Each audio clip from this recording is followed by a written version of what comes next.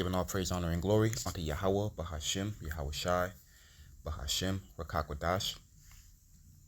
Also want to give a double honor to the elders and apostles of Great Millstone. Shalom to the brothers out there that's tuned in.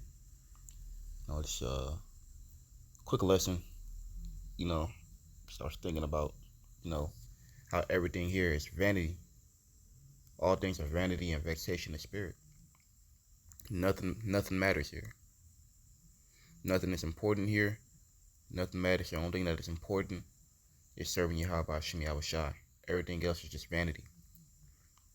It doesn't matter what level you are, what status you have in this world, how great you may be increased in riches, or whatever it is, it's still all vanity. You could be Floyd Mayweather rich. It's vain though. It's vanity. Because there's a downside of having all that. It's a downside of speaking in this world. There's a downfall of having all that.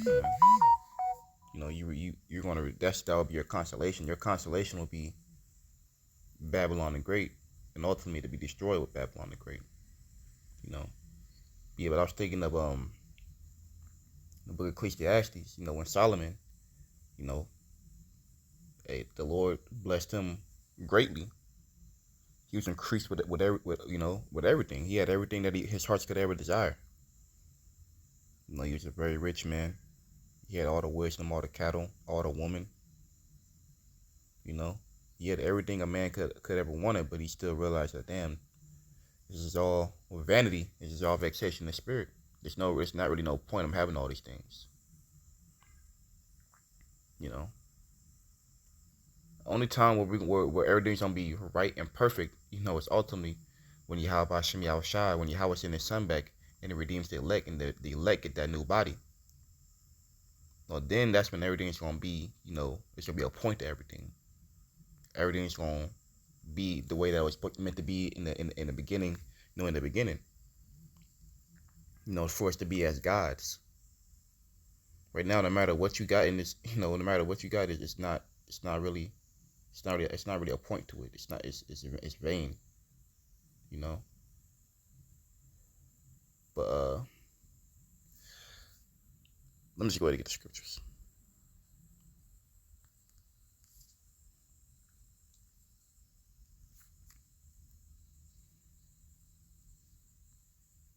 This book of Ecclesiastes, chapter 1 and verse 2.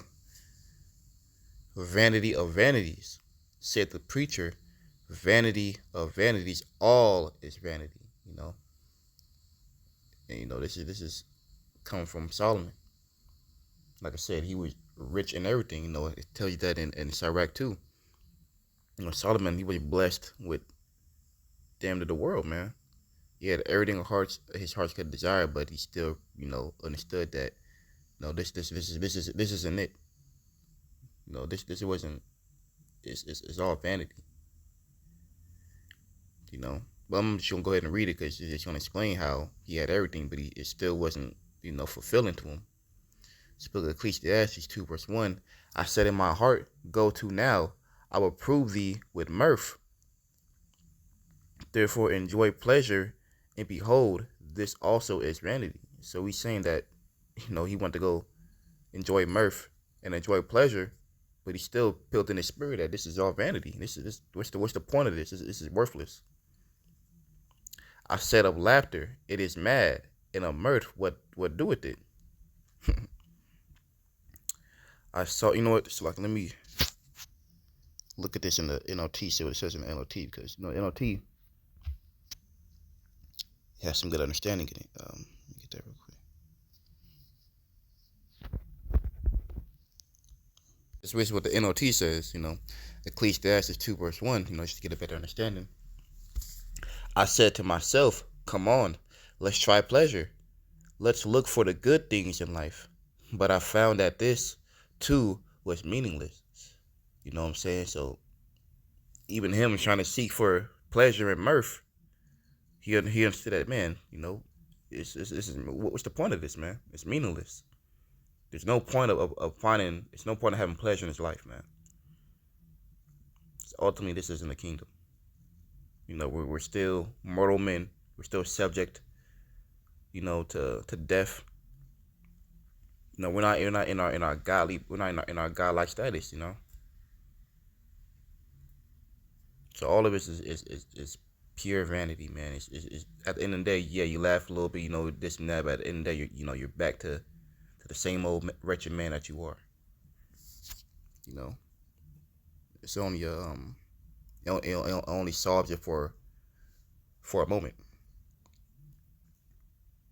So I said, laughter is silly. What good does it do to seek pleasure?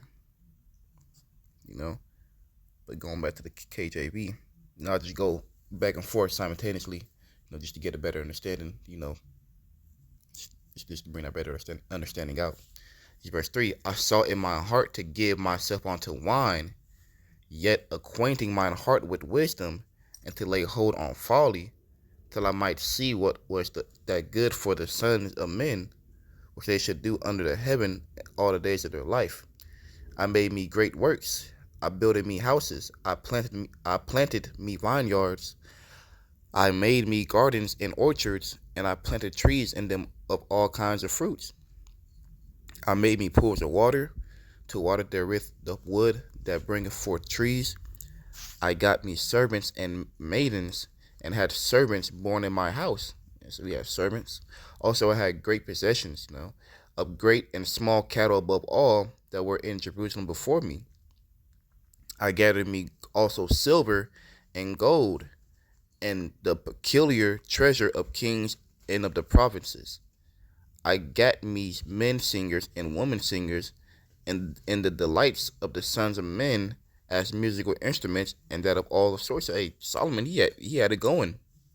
He was living a life. He had gold, silver, cattle. He had servants.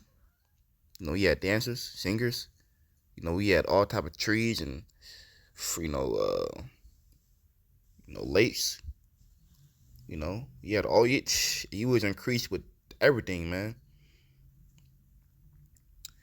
Verse 9. So I was great and increased more than all that were before me in Jerusalem. So he was the king.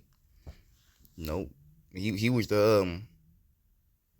that elite man. He had more than what anybody else could ever have. And you see that in this day, man. You see that in today's society where somebody, he may have, he may be increased in everything. He got everything that he ever wanted, and now that he finally gets it, he's still like, man, what's like this? I got all these things, but damn, what's the point to it? Like, I still feel like I'm missing something. Something is missing. Yeah, I got all these things. I got everything I wanted, but at the same time, like, I still feel a void. I still feel like this ain't like, what's the point to it? The point is, man, we need the kingdom, man. Then everything will be, your mind will be satisfied. Everything will be, you know, everything will be, everything will make sense. No, we need that. We need Yahweh Shai. We need to, really those. We need the Yahweh Shai, and we need those new bodies, and able to enjoy everything that we have. Let me just continue on. So I was great and increased more than all that were before me in Jerusalem. Also my wisdom remained with me. And whatsoever mine eyes desired, I kept not from them. Yes, it's lucky. It's lucky. And whatsoever my eyes desired, I kept not from them. So whatever is mine, whatever he wanted, man, he went to go get it. I withheld not my heart from any joy, for my heart rejoiced in all my labor, and this was my portion of all my labor. Then I looked on all the works that my hands had wrought. So he looking like, yeah, I got all this stuff. What I'm saying? I did all these things. I built these houses. I did all these great things. I got everything I wanted. And on the labor that I had labored to do, and behold, all was vanity and vexation of spirit. So you look at everything that he got, and he's like, man, like, yeah, I did everything I did. It's done now. But what's next? It's all vanity. Yeah, I got this shit, but what's the point of it? This isn't. Is this really what I wanted? And behold, was all vanity and vexation of spirit, and there was no profit under the sun. So I want to read that in the NLT, even though it's clear, but no.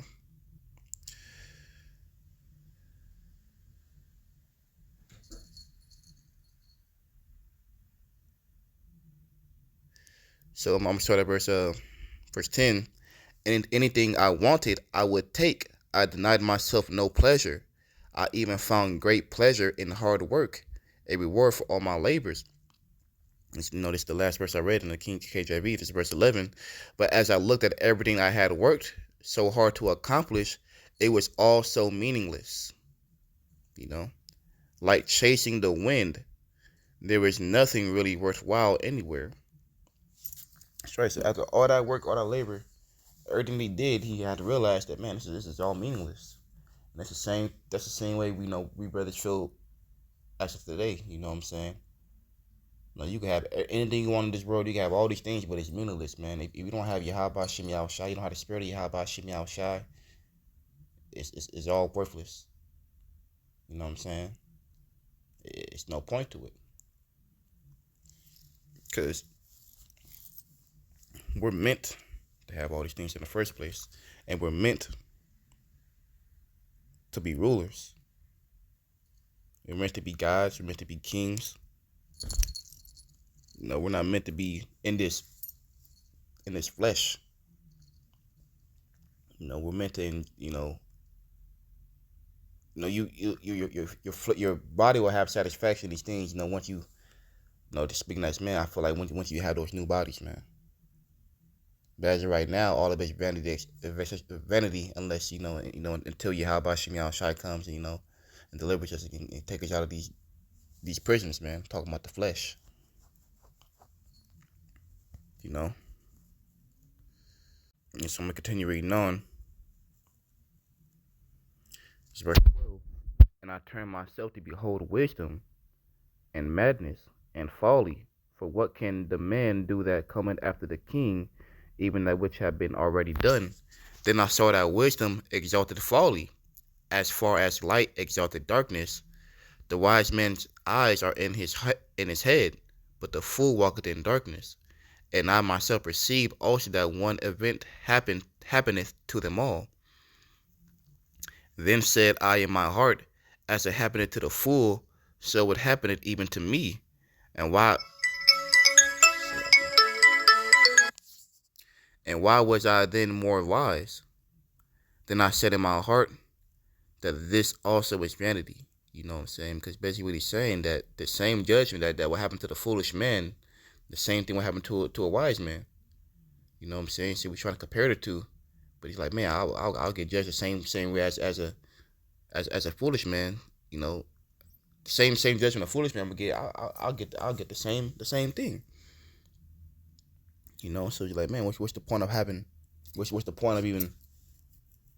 What's the point of it?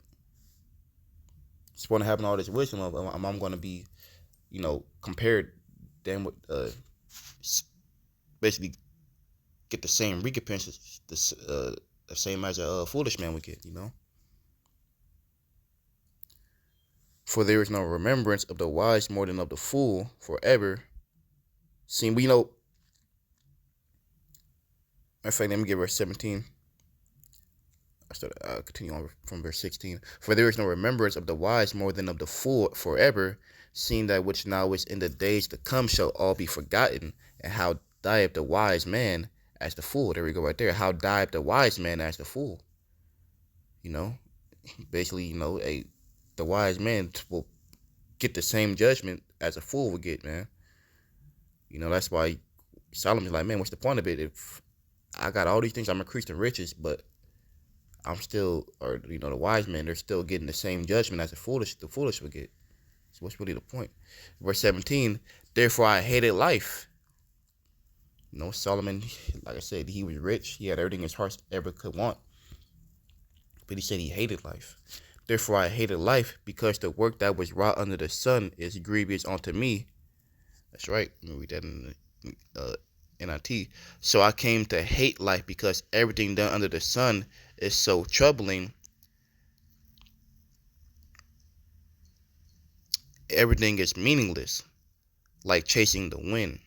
You know, it's pretty much the same thing. So he hated life, man. Even though he had all the things he ever could have wanted, he hated life. Yeah, I hated all my labor which I had taken under the sun, because I should leave it unto the man that shall be after me. Basically saying, like, yeah, he did all these labors and anything like that, but eventually everything that he built, the kingdom, the empire that he built, soon, it'll be passed on to somebody else. He won't have that forever. But this is the reason why I mentioned that, when we get those new bodies, there ain't gonna be no more death. So everything that you build is gonna be yours forever. Your woman will be yours forever. Whatever you build, your houses, your cattle, your lands, everything will be theirs. Everything will be yours forever and ever and even forever. Because there will be no more death. That's what I'm saying. As of right now,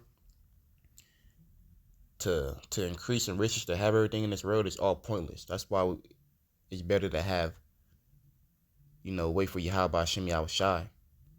Invest in this truth, man, and eventually the Most High, He'll give you everything that you could want, and everything that you get, you're gonna have forever. And it won't be vanity, man, because it'll be yours, man. It'll be yours to keep. That's why we cannot set our affection on things that are on this world, man. We gotta set our affections. You know what? Let me go ahead and get that. It's book of Colossians 3 verse 2. Set your affection on things above. That's right. That's where our mind is, man. Our mind is in the heavens. Set your affection on things above, not on things on the earth, because we understand that everything on this earth is temporal. It's not going to last forever. Doesn't matter who you are, no matter what you own, man, you're only going to have that for a short amount of time. It's all, especially the times we're in right now, we understand that there's definitely no point in investing in anything in this world, because it's going to be melted pretty soon. And there's scriptures on that. How the things on this earth are temporal. Let me go ahead and get that. It's book of 2 Corinthians 4 verse 18. Why we are seen, yes, our mind on the things that we can see with our own two eyes as of right now. But at the things which are not seen, what can't you see, man? You can't see the actual kingdom. You can't see Yahweh Shem Yahushai. You can't see the angels. You can't see, the new bodies. You can't see the mansions that the Heavenly Father got for us. But that's where our mind is. But at the things which are not seen, for the things which are seen are temporal. That's right. So everything that's here that you can see right now, that you could physically touch, is all temporal, man. That's why it's vanity. There's no point into it. It's meaningless. Like Solomon said, it'll be passed on to the next man. You ain't gonna have it forever. For the things which are seen are temporal, but the things which are not seen are eternal. That's right. The things which are not seen, the things I explained beforehand, those are eternal. The kingdom, according to Daniel, says that we're going to possess the kingdom forever and ever and even forever, man. So once we get the kingdom, nobody's going to nobody's going to be able to rise up against us and take us out of it. It's going to be ours forever and ever and even forever, man. So that's why there's no point in setting your heart on things in this earth. No point of laboring to get rich here, trying to be the big guy and trying to be this and that, because eventually somebody's gonna take your spot. But in the kingdom, man, you're gonna be at that spot forever. It's gonna be a forever thing. And nobody should be able to take you out of that spot.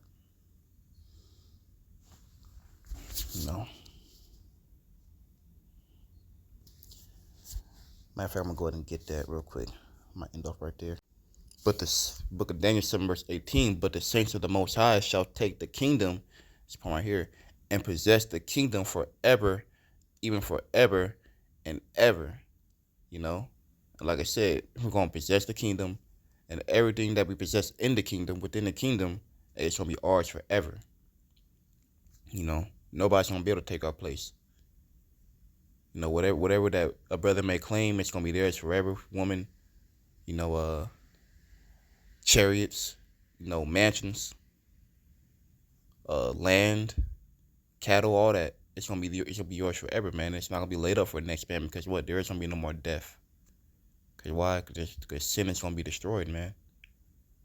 You know, cause the Most High is gonna give us new righteous bodies that's not gonna be subject to Satan. It's not gonna be subject to sin. You know, and this is what we want. These are the things that we hope for. These are the things that we want. And these are the things that we meditate on, man. Not the things of this world, but the things in heaven. You know.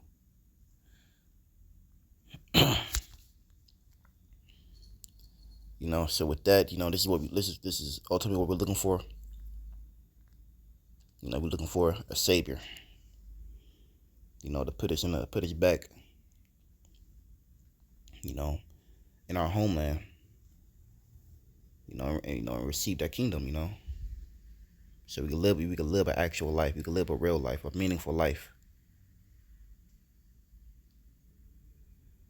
You know. But yeah, I'm gonna go and end it right here, man.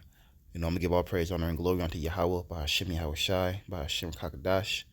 Again, double honors to the elders and apostles of the great millstone. You know, shalom, shalom.